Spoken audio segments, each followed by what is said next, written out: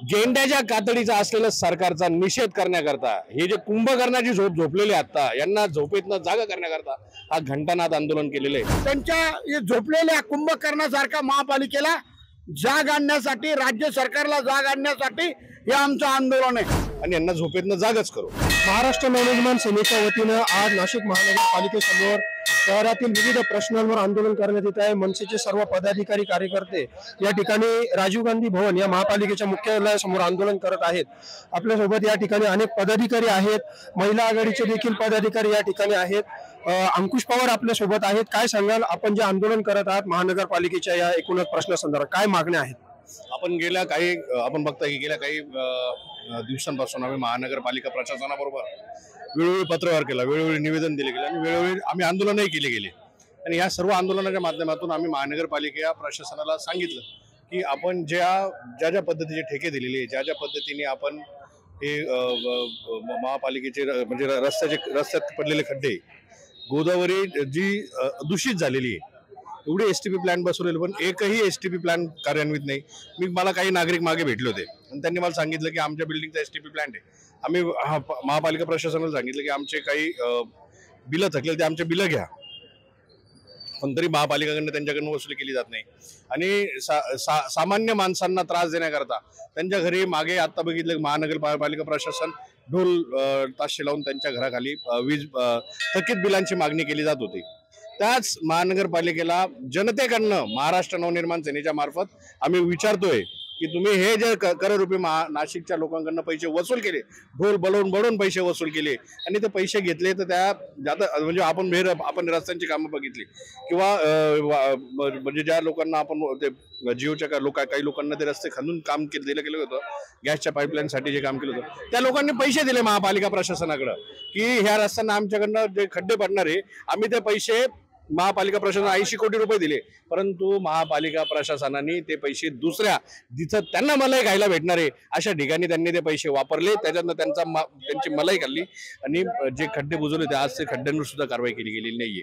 आपण बघतो की नाशिकच्या पानवेली सायकलपर्यंत निफाडपर्यंत या वेली त्या साईडच्या लोकांची परिस्थिती अशी की त्यांच्या घरातलं एखादं उत्तर कार्य करायचं असेल तर त्यांना घरातून 2 बादल्या पाणी घेऊन जाऊन ते उत्तर कार्य पूर्ण करावं लागतं। अशा गेंड्याच्या कातडीचा असलेलं सरकारचा निषेध करण्याकरता हे जे कुंभकर्णाची झोप झोपलेले आता यांना झोपेतनं जागा करण्याकरता हा घंटानाद आंदोलन केलेलं आहे। आणि याच्या उपर पण त्यांनी कारवाई केली नाही तर महाराष्ट्र नवनिर्माण सेनेच्या पद्धतीने जे आपल्याला आमच्या आंदोलनाची पद्धत माहिती ते आंदोलन आम्ही करू आणि यांना झोपेतनं जागच करू। आपल्यासोबत मनसेचे प्रदेश सरचिटणीस देखील आहेत दिनकर अण्णा पाटील। अण्णा, आपण देखील महानगरपालिकेमध्ये अनेक काळ काम केलेलं आहे। ज्या पद्धतीने महापालिकेचा कारभार सुरू आहे, स्मार्ट सिटी असेल, गोदा प्रदूषणाचा मुद्दा घेऊन आपण अनेक वेळा आंदोलनं केली। आज जे आंदोलन होत आहे नेमकं काय मागण्या आहेत आणि काय इशारा आपण या माध्यमातून देणार आहात? खरं तर हे दत्तक नाशिक हे लाडकं देवेंद्र फडणवीस साहेबांचं मुख्यमंत्री 9 वर्षापूर्वी तेच होते, आजही तेच मुख्यमंत्री आहे। आणि या दत्तक नाशिकला 3 आमदार दिले, किती वाईट हालत आहे। अहो, नाशिक महापालिका क्षेत्रामध्ये नागरिकांना प्यायला पाणी नाहीये, लोक अंडे मोर्चे काढतात, विकत टँकरने पाणी घेतात आणि या नाशिकचे खड्डे सुद्धा बुजवले जात नाही रस्त्यांचे।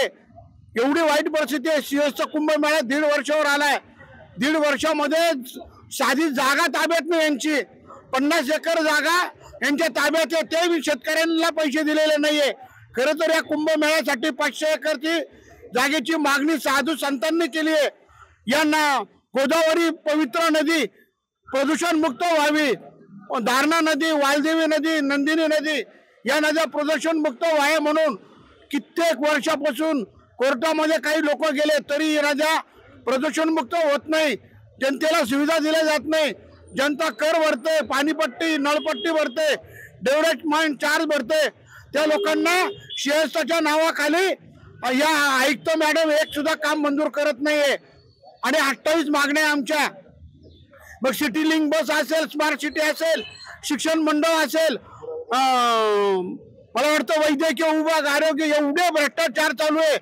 जे लोक कॉन्ट्रॅक्ट पद्धतीने घेतले त्यांना किमान वेतन सुद्धा दिलं जात नाही। किती समस्या या महापालिकेच्या आणि 3 आमदार, एकही काम होत नाही, सत्ता गल्ली ते दिल्ली। आणि एवढी वाईट परिस्थिती, यांना जाग आणण्यासाठी आम्ही हा घंटानाद या ठिकाणी सुरू केलेला आहे। 28 मागण्या, आमच्या जर मागण्या मान्य केल्या नाही, आमच्या म्हणजे जनतेच्या आम्ही जनतेसाठी आंदोलन करतोय आणि या जर मागण्या मान्य झाल्या आम्ही वेळोवेळी आंदोलन करणार यांच्या विरोधामध्ये आणि होणाऱ्या परिणामास हे संबंधित प्रशासन अधिकारी जबाबदार राहणार आहेत। यांनी कामं केल्या पाहिजे, लोकांना सुविधा दिल्या पाहिजे, नद्या प्रदूषण मुक्त केल्या पाहिजे, किती कामं आहे। म्हणून आम्ही आज त्यांच्या झोपलेल्या कुंभकर्णासारख्या महापालिकेला जाग आणण्यासाठी, राज्य सरकारला जाग आणण्यासाठी हे आमचं आंदोलन आहे। जय श्रीराम।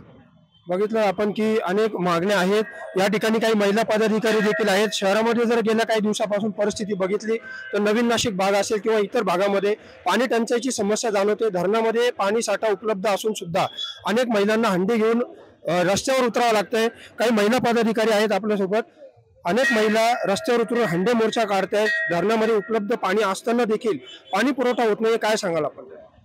आम्ही सगळ्या महिलांतर्फे इथे मागणी करायला आलेलो आहोत की महाराष्ट्र नवनिर्माण सेनेतर्फे विचारतोय की आमच्या नाशिक शहरातल्या महिलांना पाणी का मिळत नाहीये।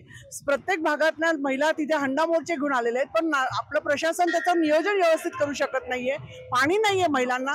गोदावरी प्रदूषण झालेलं आहे, सगळ्या बाबतीत रस्ते खड्ड्यांनी युक्त आहेत, ते मुक्त करण्यासाठी आम्ही इथे बसलेलो आहे।